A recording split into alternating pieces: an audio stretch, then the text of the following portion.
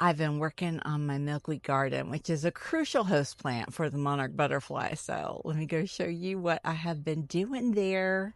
It's very different looking from the last time I shared it with you, because what I've been trying to do is get some potted things in here to add a neutral space for caterpillars and to provide a little cover, a little protection for anybody who might be on my milkweed plants. So in this garden, I have two types of milkweed. I have Florida native swamp milkweed, which are these right here.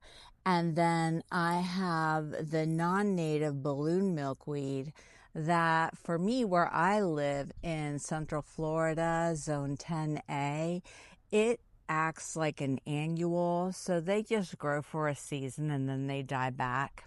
And I grew all of these from seed, and they're really, really interesting milkweed plants. As you'll see if you keep watching my channel, you'll see when they grow and what they look like, and they're beautiful. So the reason why I have both, well, I just love the blue milkweed. That's why I have it, because I love it. And then I try and keep a lot of the native in my garden. So I have all these little wire things around them for two reasons. First, so my sneaky snacker can't come and eat my milkweed, and also it adds some protection from predators for the caterpillars when they're down on the lower leaves. They can't be picked off easily by birds. You can see there are some caterpillars on these right now. So adorable.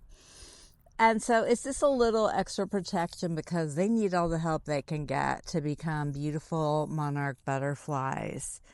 And one important thing about a milkweed garden is having some neutral plants around. Like I have this snow square stem here. I put a potted privet senna right there. And I call them neutral plants because they're plants where the caterpillar can leave its host, the milkweed, and have a place to go and molt or form its chrysalis. And the snow square stem has like really good sturdy branches for them to pupate on. I've got these are just pots of tropical sage. Look how gorgeous. And it just provides a distraction, a cover, so when you're looking through there, your eye doesn't go right to the milkweed. And I'm just so excited to have this all together. And when it grows in taller, it's going to be fabulous. I love it. And I was excited to share it with you because milkweed is so important for monarch butterflies. And y'all know I love my monarch caterpillars. So my milkweed garden is up here by my patio, opposite of where I have my flower gardens, because the females, they want to be able to come and lay their eggs and not be disturbed by the pesky males. And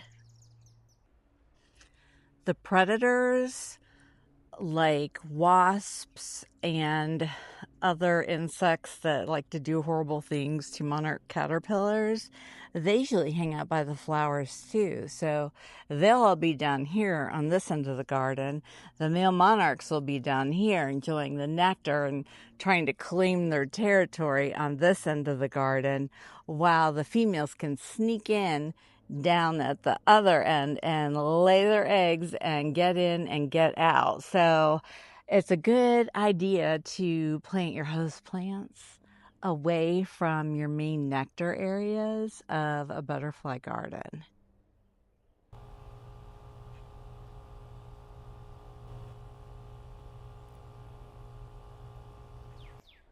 You guys, look what's right here. Do you see it? It's a zebra longwing. I have a zebra longwing in my garden. I'm going to get them back. Oh my goodness. I'm going to go look for eggs And not only that, I have Polydoma swallowtail caterpillars crawling up my arm. I'll explain why in a minute. So these guys are moving in here.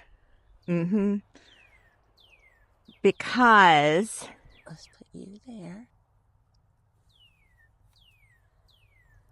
For whatever reason, they are, let's put you there, not eating the pipevine I have in there. He doesn't want to leave my hand.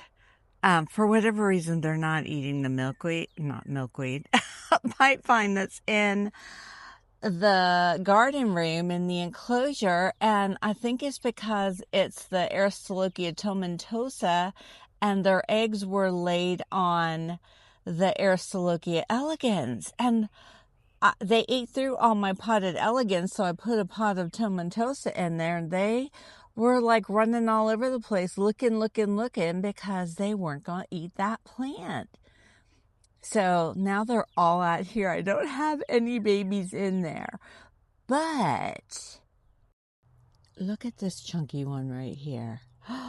They're all so big out here. There's so many of them, and they are eating my pipevine down to nothing. I know I said but, and I went and started talking about something else, but that's what they do. Look how cute they are.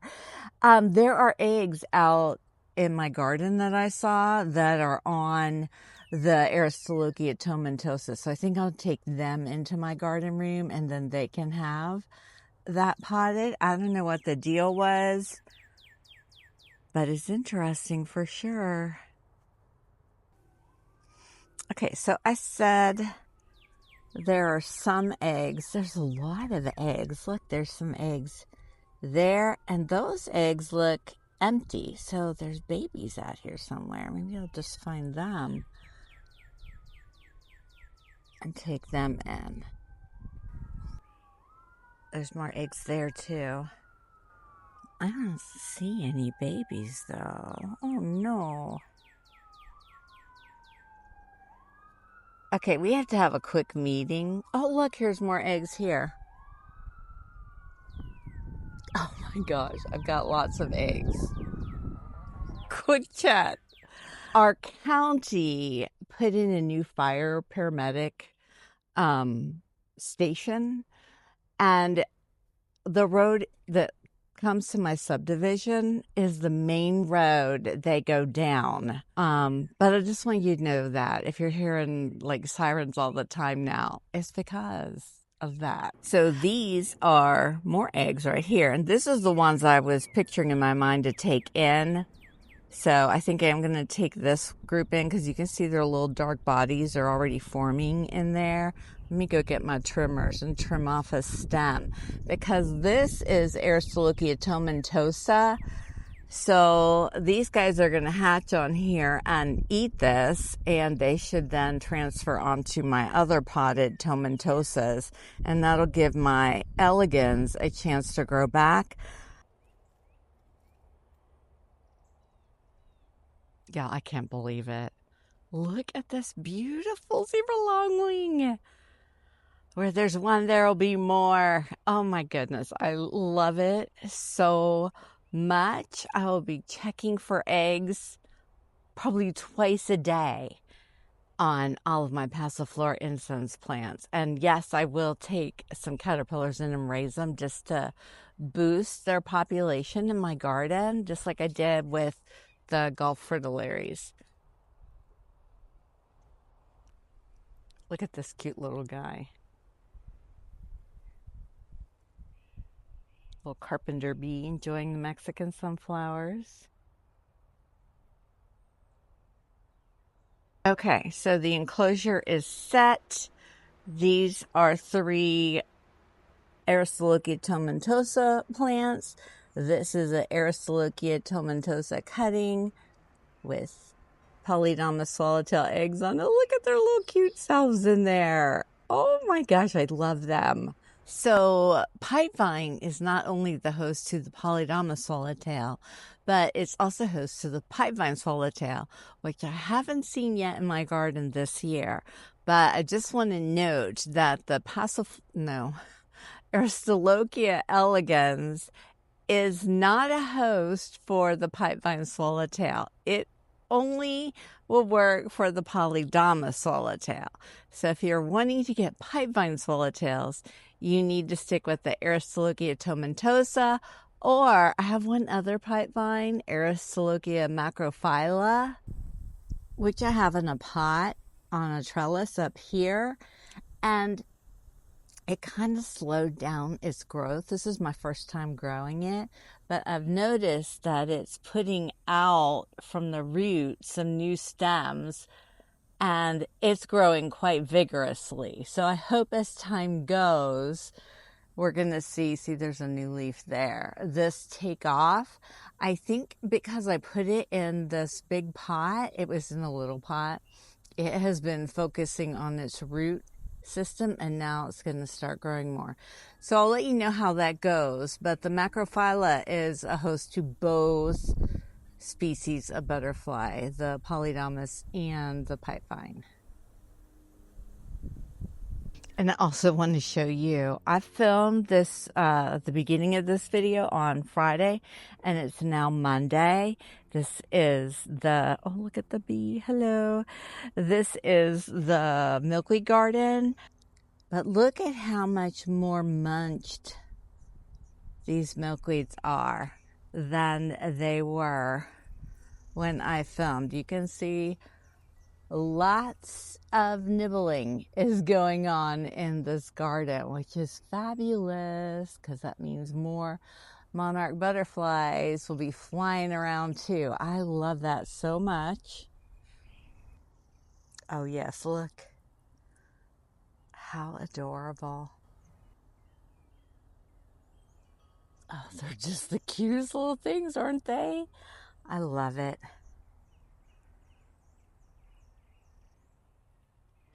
I also wanted to tell you that I have my swamp milkweed potted in pots. And these are those pots I showed you, was the last video or two ago, that I've been buying at Target that have the bottoms on them that hold water, because swamp milkweed loves a wet setting. And I have found that when I have them planted like this, they actually come back out of dormancy. When I have them just in the ground in my garden and not in a very wet setting, they don't always grow back out of dormancy.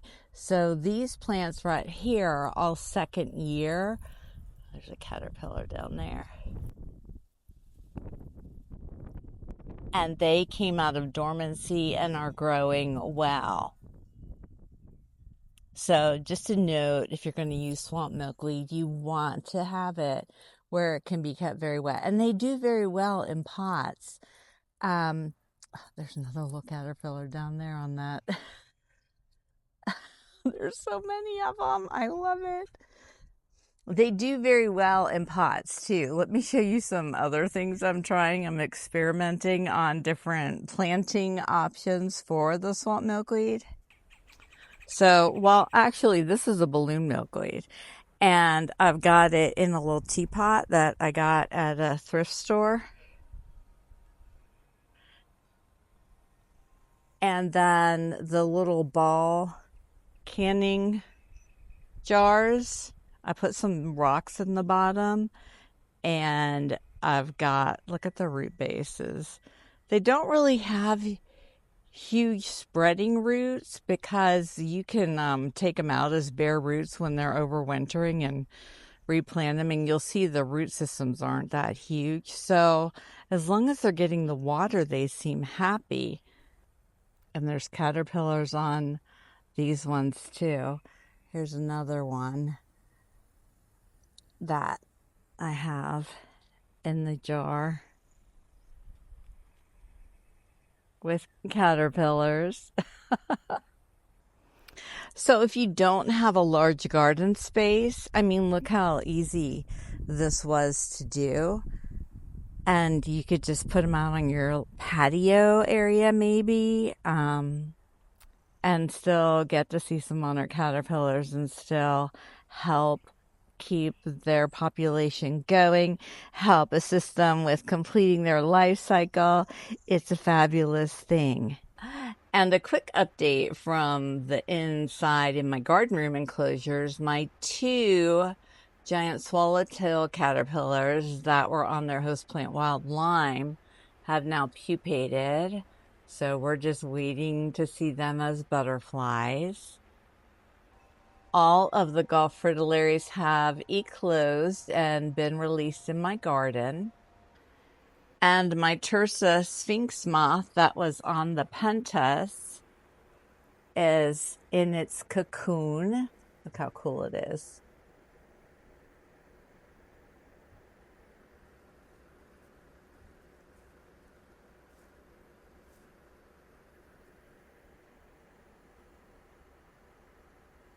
Is that not beautiful? I think I'll be seeing it soon.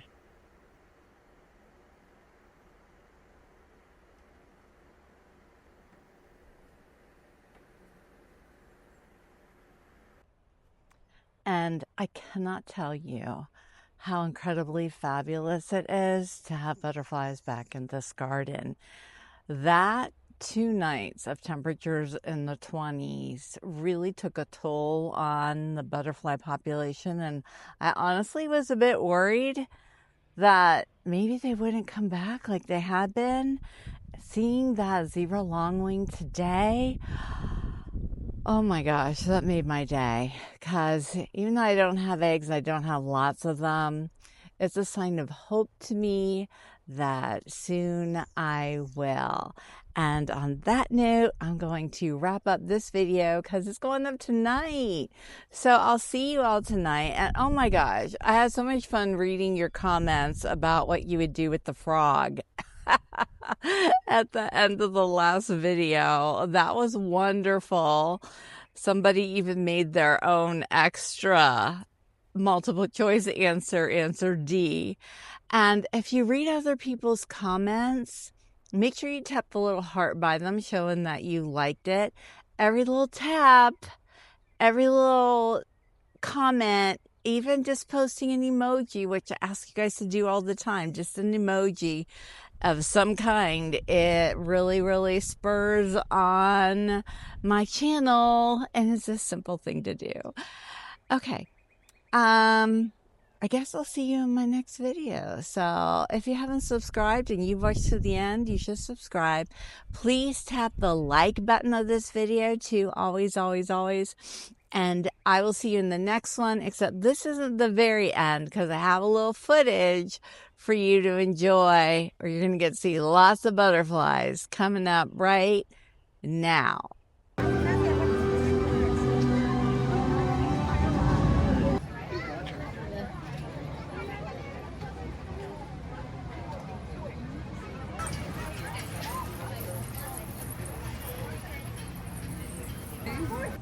She's laying eggs.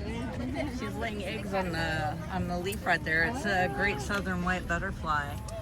She's laying eggs, so she's trying to become a mommy. Let the mommy happy with the eggs, huh? Come, Shasha. Let's go see more now. Go fly. Yeah. Come over here.